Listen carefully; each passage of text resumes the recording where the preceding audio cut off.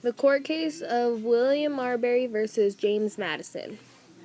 To put an idea in mind of what this case is basically about, I would say it was a case made for William Marbury to get the commission he deserved from James Madison. This was also a case that made a big impact on the judicial branch of government forever. From back in 1803 to present day. This whole case started with the election in 1800, when John Adams wasn't reelected and Thomas Jefferson replaced him. Before Jefferson took office and John Adams left office, there was a point in between called the lame duck period. At this time, President John Adams was still holding office. As I said before, once John Adams lost the presidential election of 1800, he was in a lame duck period of his presidency. Since John Adams just lost to the opposing political party, he wanted to do everything in his power to make sure that his political party stayed in the government somehow. How Adams made sure this happened, he wrote up a bunch of justice of peace appointees, which are for smaller courts, not like the Supreme Court. And to get these approved and activated for them to be in office, in the government, he had to get them approved by Congress, signed by the Secretary of State, and he had to get them delivered to the appointee. So John Adams got them written up, and he sent them to Congress. And as Congress approved them, they would send them to the Secretary of State. At this time, Secretary of State was John Marshall. So John Marshall, he got these very late in the lame duck period. So he got them the last day, March 4th, 1801. So he had to sign them all very quickly, and since he was working quickly, there was some confusion. And so, as he was delivering them, he only delivered some. He sent only some out, as some stayed in the office. So, as these never got activated, they were never fully approved in the government. So, the people in this stack that wasn't delivered couldn't be justice of peace because they never got their certificate. So now John Adams is out of presidency, and Jefferson has been sworn in.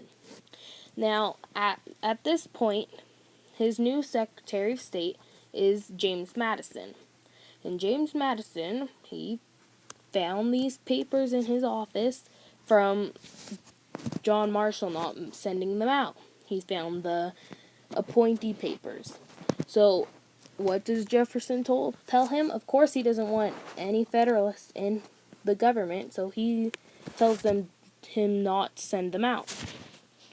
Among these appointees that never got their certificate, though, was William Marbury, who obviously wanted it. He wanted his certificate. He wanted to be justice of peace. He wanted to get his money and stuff. So he was like, I want my stuff and I want to know why I didn't get it. So he's going to go to court about it.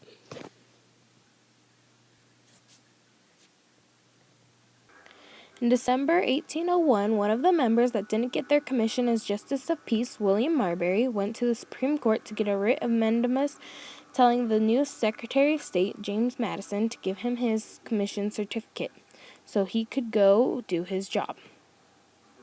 This case was instantly brought to the court and the new Chief Justice, John Marshall, who coincidentally was just the Secretary of State and was the reason some of the commissions weren't sent out.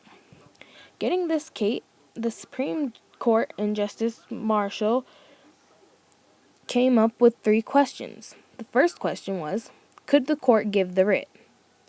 Next, can the person get the writ of mandamus? Lastly, should they give the writ to Marbury? Does he deserve it? To figure out how to rule this case, the court went out and answered their questions. They decided to answer 2 and 3 first. They decided that both answers to these questions were yes. Marbury was eligible for his writ of mandamus. And then the court had come back to the first question, though. Was the court able to give the writ of mandamus in this situation? They had analyzed many things, but the biggest thing they looked at was the Judiciary Act of 1789. This act actually does give the court the ability to, but this actually led the court to realizing something else.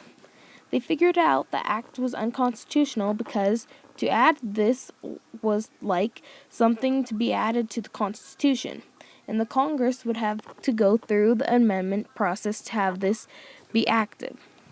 This actually turned out to be the first judiciary review, hence why this case changed the judicial branch forever. And in the end, Marbury didn't get the writ of or commission, but his case helped the first judiciary review happen and led to John Marshall's big saying that is actually carved into a wall of the judiciary building today. Marshall said, "It is emphatically the province and duty of the judicial department to say what the law is." This is just like saying what a judiciary review is. It's like saying that the court's job is to say if laws are unconstitutional or if they're constitutional, and if acts of Congress are unconstitutional or constitutional.